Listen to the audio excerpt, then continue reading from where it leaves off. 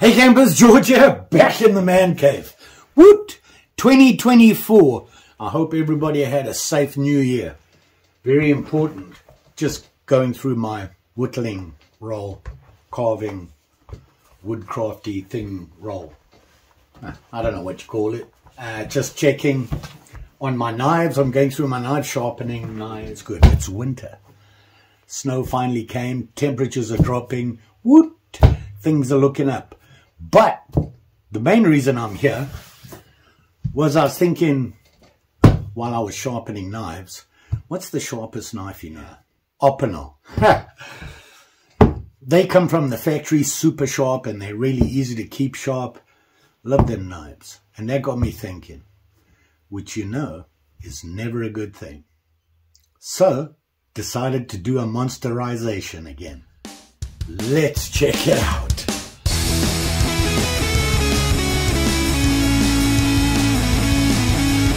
Like I said, I monsterized an Opinel 9, and I chose to just go through and do the whole thing. I really paid attention to what you're watching and try to get the best views, different views, and keep you engaged in it.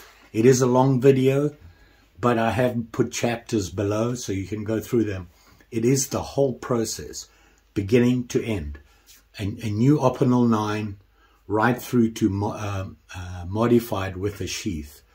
I wanted to show you the whole process on how I do it. I'm not saying it's the right way, it's the way I do it. And I didn't do any talking or anything, just go through the video. But what I'm going to do is a voiceover. So you're going to hear me talking about what I'm doing. If I did the talking in that, the video would have been 2 hours long. So I chose to do it this way. Let me know what you think. Plus, at the end of the video, there's some info that I want to share with you about what I planned for this year. I thought of something that would be a cool thing to do to have you guys get involved in the channel and share some stuff and help out. So check that out before you woot out.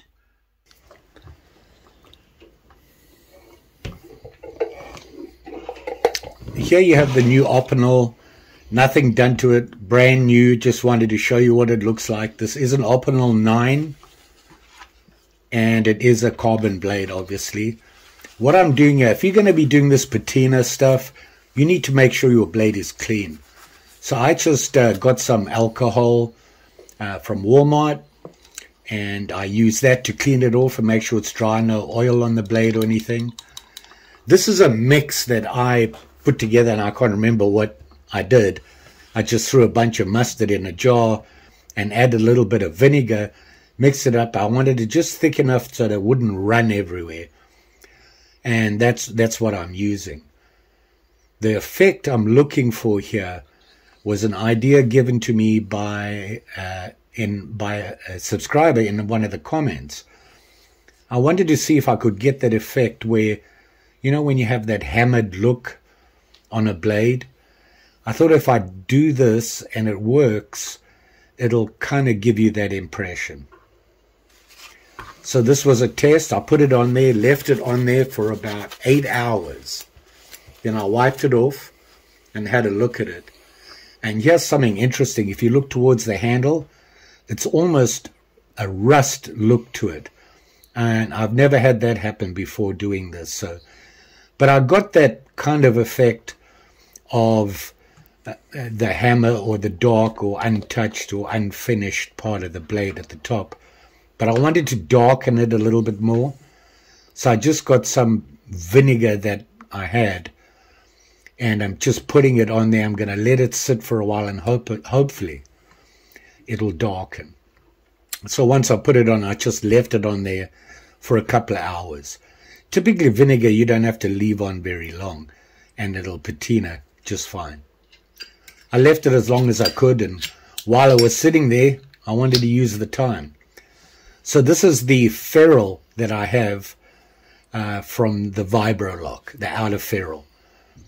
And it's stainless. So if you heat it up like this, you're almost changing it, the type of steel. You don't want to overheat it. You just want to discolor it. And when you do this, it darkens it. It gives it a less of a shiny look. I'm using my Zippo here, and you just go around and you'll see it darken. And how long you want to do it for, it depends on how long you want to darken it. Just don't overheat it where you're changing the actual steel. Yeah, the lighter gets hot after a while.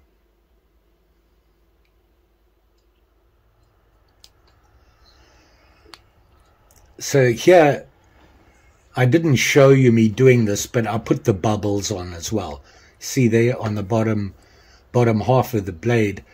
I just thought I'd do that because I could. And that's the one where you just put mustard rings on it and leave it on there, and it forms those little like balloon or bubbles or whatever you want to call them. I'm in the shed right now, and now I'm going to work on the handle. The idea was to change the look. Opinel has a very distinct handle look to it, so you know, modifying them is always a good thing. Just change the shape. There I just cut off the top half, and now I'm just using a rasp to round it off to get most of the rough stuff off. You've got to be careful when you do this. You don't want to cut too much off. When you close the blade sticks out the end, and now you're in trouble. So a good indicator is where that slot is, where the blade sits in there. You don't want to cut into it. Now I finished with the rasp, but I just used some really heavy grain sandpaper to clean it up a bit. Now I'm putting the finger divots in the handle. Originally I was just going to do 2. This one right up front, which I find is of all the mods I do, I tend to do this because it gives the best feel and the best grip on the handle. But this time I decided I'm going to add one to it, just behind it. I'm using a round rasp here, just getting the rough stuff done. Don't want to get too deep in there, because remember there's a slot in there. And now what I'm doing here is I'm just putting some, I don't know, pattern on the back.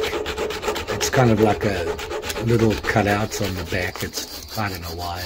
I saw it somewhere and I thought that's pretty cool. What I'm doing here is when you do this stuff, that slot actually gets all furry. So just by rubbing the sandpaper in there, it cleans up the slot. You can see the fur inside the slot towards the end of the handle. Now I'm just once again using some 80 grit sandpaper, very rough clean up, rounding everything off, and then I'll go to probably 220. I'll go to the green, by the way, is the 80. Now I'm just getting all that coating off that they use. I don't know what it is, some sort of acrylic or something. It's really hard, and it does a good job. So got that all off, and you can see those little divots there that you saw me filing out on the end. So there's the final shape, and you can see I decided to take a little bit off towards the back, kind of like a palm type cutout, just because I could. Now I'm going to use some Minwax Polyshade. This is basically a stain and a polyurethane finish.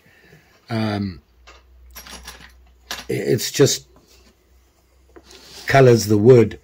It's a stain, and it gives it protection at the same time. But I always put on another coat of polyurethane on with a spray. I find it just makes it cleaner. This is just basically a classic black gloss coverage. And you can see you just paint it on. You want to make sure you get a good covering on it. Typically one solid coat is enough. And now I just let it dry. You need to leave it as long as you can. Easy way to check is if it's a little sticky or tacky, wait for it to get smooth and slippery, and then you know it's truly dried. Now I'm onto the sheath. Basically what I'm doing here is I know my dimensions. I actually have it in my mind. You'll see later on I actually added to my cheat sheet, which is actually part of the cutting board. But basically I cut out a rectangle that is big enough to wrap around an Opinel. Then I go in 1/8 of an inch. You can see the lines on there as an inside border. That's where the stitching's going to be. What I'm going to be doing here is not my normal baseball or cross hatch. I'm actually going to do a saddle stitch on it. I think it just comes out better. Would be a better look for this, what I'm doing. Find the center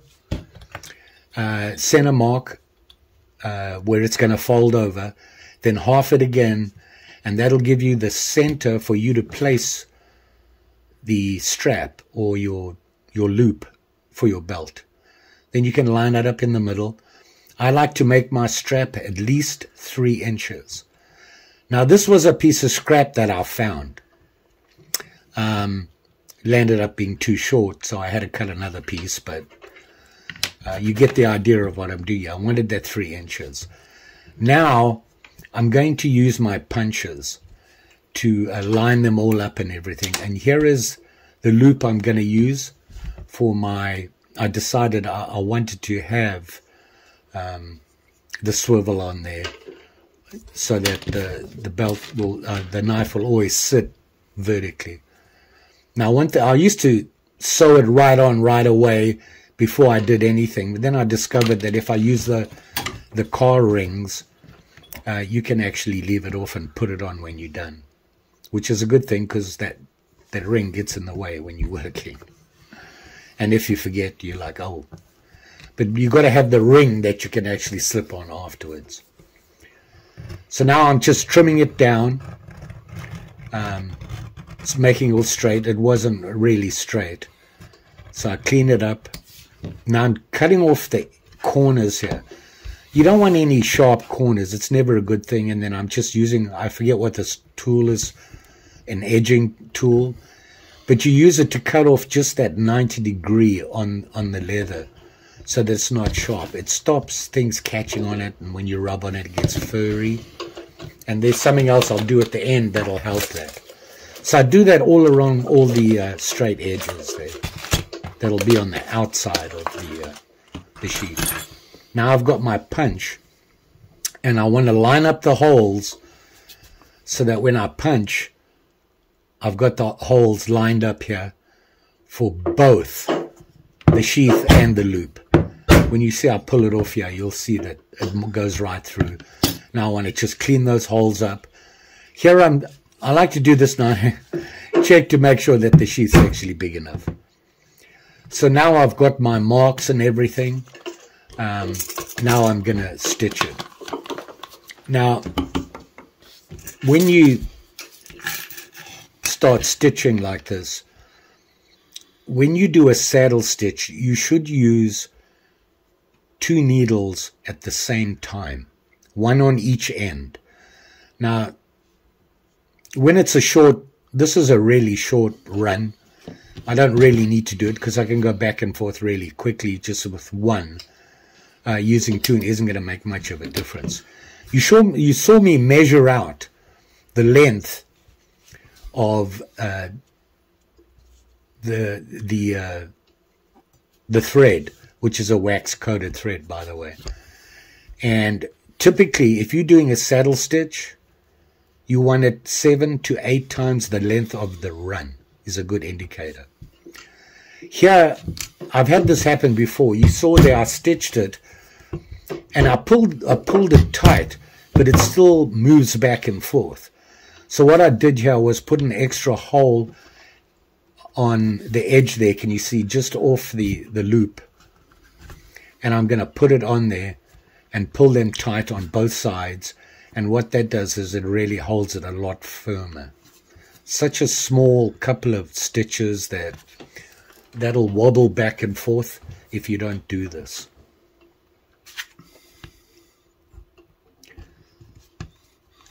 Ideally, you want to do this on a stitching horse or whatever they call it, mule, I don't know. I have one. It works okay, just not good enough for me, and I just find it easier to do it this way. A lot of people who have been using those saddle things find it really easy because you can hold things together and stitch, and you have two free hands, and when you do a saddle stitch, it really comes in handy. Now, when you do a stitch and you get to the end of your run, you should go back over it a couple of times, a couple of holes back. It just secures the thread better. You can see I'm actually going over here, over that loop, that extra hole, and back in a couple of times, just so that the thread won't come undone so easily. Now I'm just going to bring them firm, snip them off, give yourself enough room. Remember I told you this is wax coated, so you hit it with a lighter, it melts the wax and the thread, you push it in, and it really seals it up because the wax spreads in the thread and it doesn't come undone. Here's my cheat sheet I was telling you about. I'm making notes. You can see the length, 3.5 inches, 3/4 inch wide for the belt sheath. So that tells me I have a good length. That's for a number 9 though. Now I'm just going to repeat the whole process at the bottom by folding over that belt loop and getting the holes in nice and straight, making sure that it's straight or reasonably straight, and then whacking it again. There you go. Now I've got my marks. What I did here was I just went over the sheath again from the other side because it didn't go all the way through. So now I've done that. I didn't want to show you that. It's just a repeat of what I did before. So now you have your belt loop. Now you're going to do the actual sheath itself. Now here's something that I learned. Remember I gave you that 1/8 in? I'm going down there using my 5-pin, my 5-prong punch. Look what I'm doing here. Did you see that? I'm going 2 over. I'm going back and punching again over 2. What that allows you to do is to keep your line straight. Now I'm at the end here. I'm looking and I'm thinking, how far do I want to go down that 1/8? Just so happens that the 4 lines up perfectly right onto the corner. See there? And I'm going to do it all the way around. Remember, you got to overlap the 2 there, and it helps you keep your stitch line straight.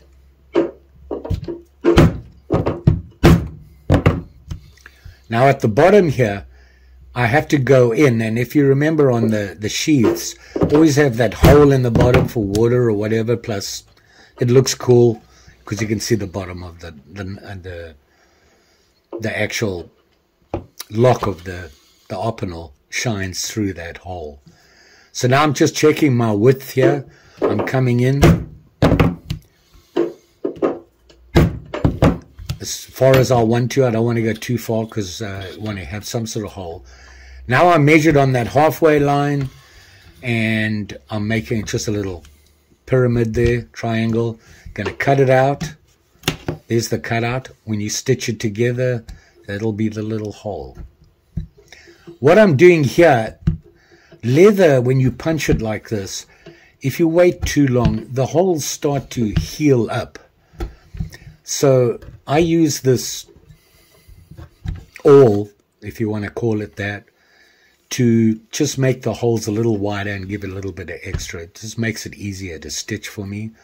Here I'm measuring out the length of my run, and then I'm going to do that 7 to 8 times. I normally do 8 because I'm paranoid, and I don't want to run out of thread, 5 holes from the top. Here is something that I figured out myself. A lot of the times when you're stitching like this, you pull through the thread comes out of the needle, or the needle falls out. And so I just double run it through there, like a double loop through the thread. Doesn't make it too thick so that you have a problem pushing it through. Now I'm starting my stitch here and I'm doing, like I said, I'm doing a saddle stitch. So what I'm doing here is just getting started. You can see I have the 2 needles on either side, and I'm starting at the first hole. I'm going to pull that together, tighten it up so it pulls it together, and then we'll get going. And you can see I want to make sure both those same length. Whoop! The boss is here. Say hello to Mary. She's coming to make sure everything is safe, secure, and I'm doing my job. Yeah. Got to sniff everything. Here you can see I'm just making sure they're the same length. Going to tighten it up. And then we'll get stitching. Now here's the trick with saddle stitching. You start at one side and stay on that side. You can see I have the cutout is at the bottom to me when I'm looking at it. So I'm going to put that through, my first stitch through, pull it tight and pull that thread back and over the top of the other one. You see that? And hold it there. I'm actually got some pressure on there and I'm pulling that thread away from my hand so that when I put the needle through here, I'm not going to poke in to that other thread.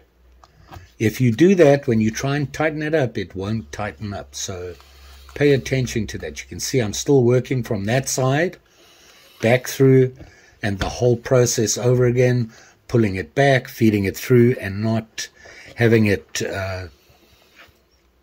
go into the other thread. It's a long process. It's a tedious process. But if you do it right, and sometimes it actually works. I'm not really that good at it. I've got to figure it out. If you keep whatever way you choose to do it, practice it and get good at it. You know, if you're good at it, stick with that. I like the baseball stitch. I just didn't think it would work that well here. You can see I've been all the way around, all the way up to the top. Now I'm burning off the ends of the threads. Now remember, I'm going to be trimming off the top of the sheath. Here I'm going to do it right now. That's why I didn't stitch all the way to the top. It's going to make it a nice round cut off here. What it does is it gives you a little bit more stick out from the knife handle sticking out the top. Here I'm just cleaning out and cleaning up around all the edges. You'll find that when you stitch, they don't line up that great. Maybe it's just me, but I can never get them that great. So I'm just cleaning up. One of the reasons I use 1/8 of an inch, it gives me room to clean up. And sometimes I cut things straight. Not all the time, though. So there we are. We're all stitched up. And you can see I did that loop over the front there. A couple of times because there's going to be a lot of pressure knife going in and out at the top there. That just makes it a little stronger. Now I'm just making my little loop for the dangler. This is really here a good stitch would be a baseball stitch, but I chose just to go this a saddle stitch, an over under type thing. And it's end to end. I didn't overlap it. I'm just stitching them end to end. You can see I did that. Fire it up, press it in, and it's all sealed up. Same thing on the inside. Don't forget you want to come back at least a stitch or two. When you're done, just go back over the last 2 stitches you did, double up. And there you can see it there. And now I don't want that join line to be at the bottom. I want it on the back. That way it's free to move and you're not going to have the stitches in the way. Here I'm going back and trimming things off where I cut. Maybe you want to get rid of that sharp edge all the way around. did that. Now I'm just messing around. I'm going to dye it now, so I don't want to get this dye all over my hands. I still do, even wearing the gloves. This is I want to call it Fibings leather colors. This is just their black.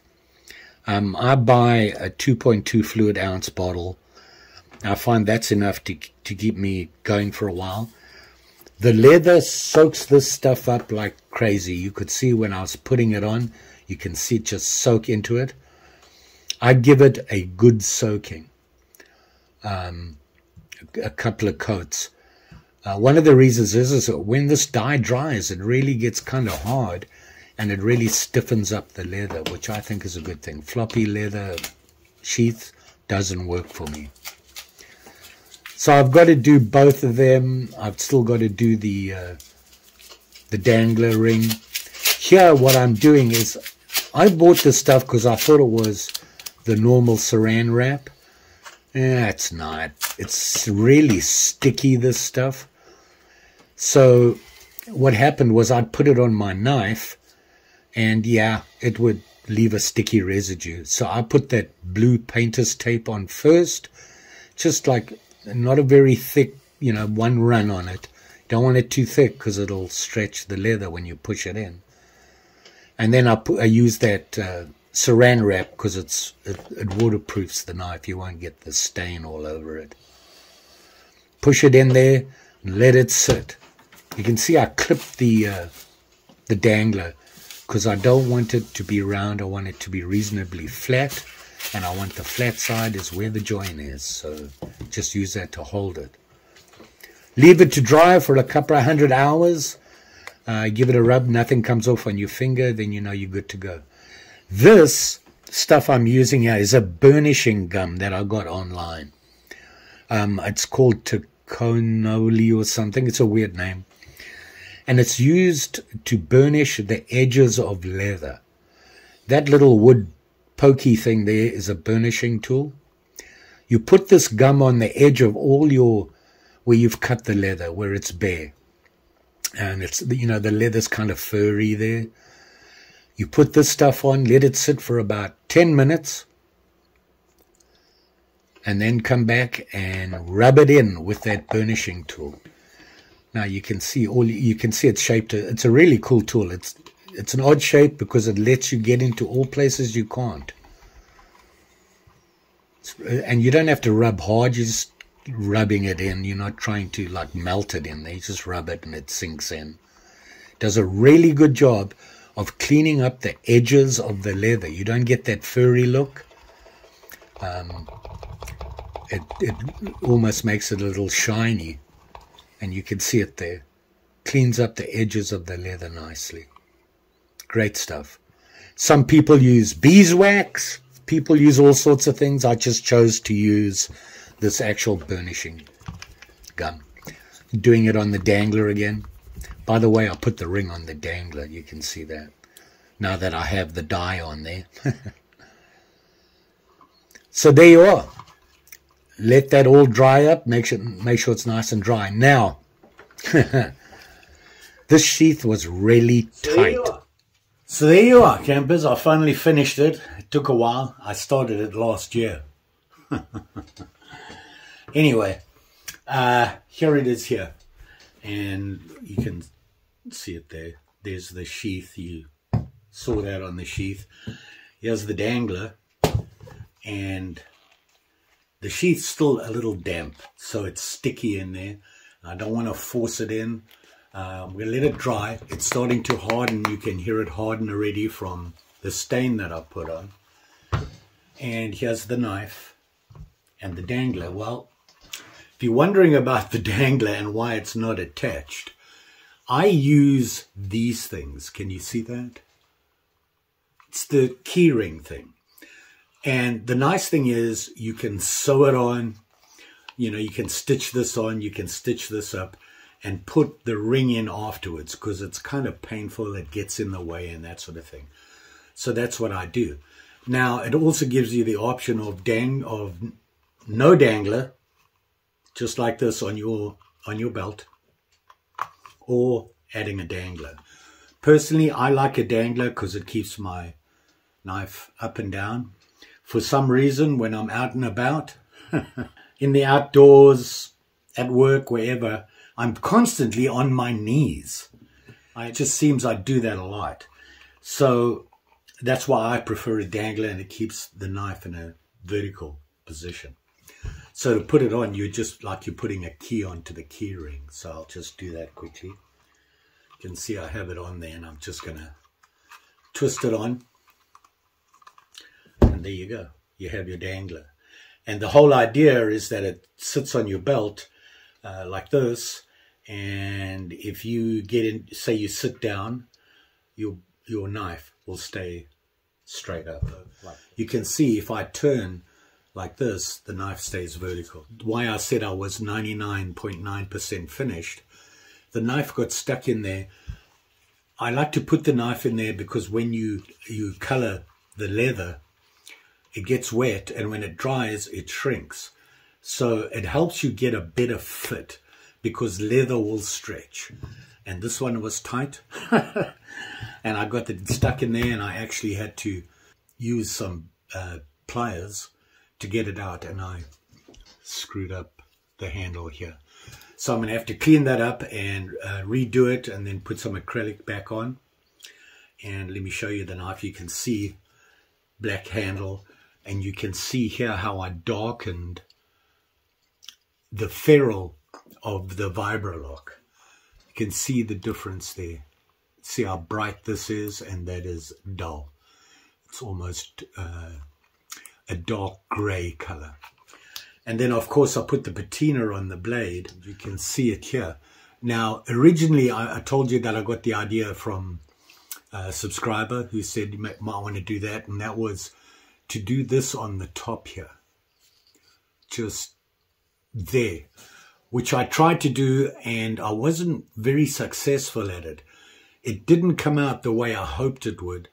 I've got to look into patina a little bit more, because I would really like to do this. I like that idea because it'll give that not a hammered look, but a handmade look. And then I just added a couple of bubbles on the bottom because I could. So there you have the knife there, and of course the black handle, kind of shinier than I thought it would be. It's nice and smooth.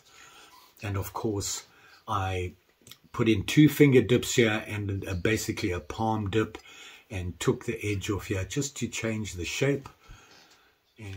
And then of course when you close the blade up on the knife, this area here is all that shows when you look at it. See that? So there you go. I did say if you watch until the end, I've got something for you. This is something I thought about for this year. I want to do this on my channel because I really appreciate you guys watching me. I'm going to be doing giveaways. I have a lot of knives that I'm never going to use. They are knives that I use for reviews. I have my favorites, and I will be sharing those with you this year on walkabouts and things like that. I'll do a loadout for you every time I go on a walkout. I'll try and change it up on the different things that I have, stuff I've modified, things I've done. What I'm thinking of doing is, you know, there will be giveaways for high points, if you know what I mean. 10,000 subscribers. I did a 5,000 one, 10,000 subscribers would be a giveaway. I did not know this until it arrived on a comment. The Knife Doctor. Let me get it for you. I'll put it up here.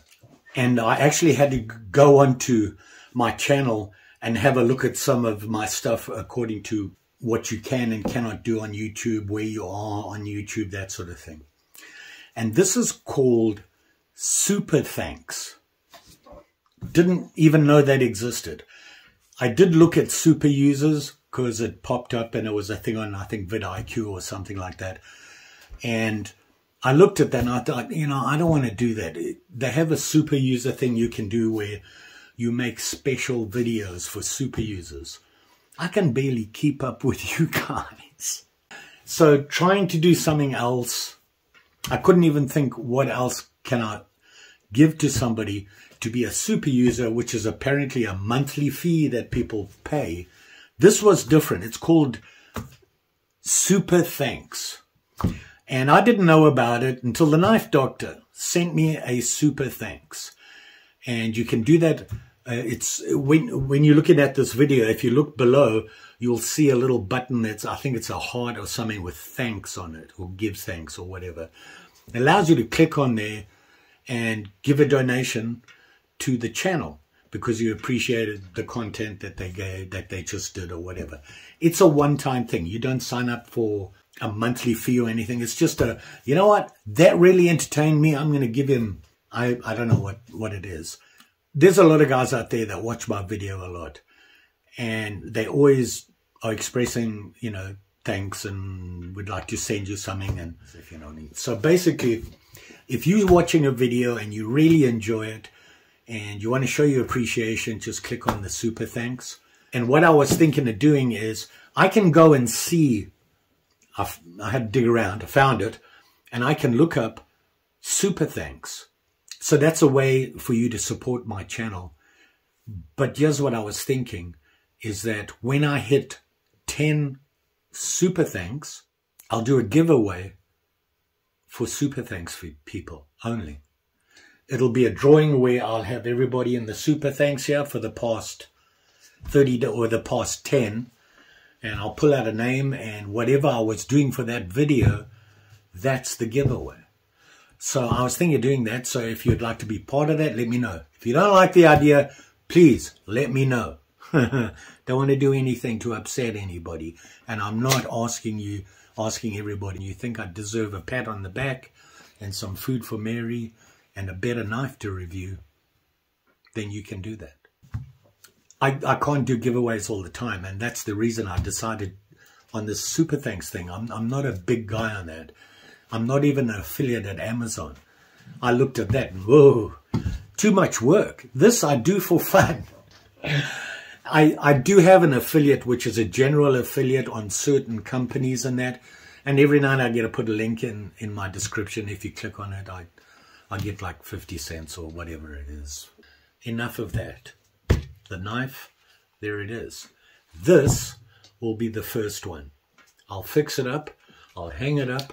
And we'll keep it as a first Super Thanks giveaway. You all be safe out there. Especially with these sharp and shinies. And I know a lot of people wanted to see get a better idea of doing that. And that brought me to another thing, is that if you see me do something, you go, I want to try that, and you try it and you do it and you get it done in that, send me a picture or something, so that we can show it on the channel. That would be great.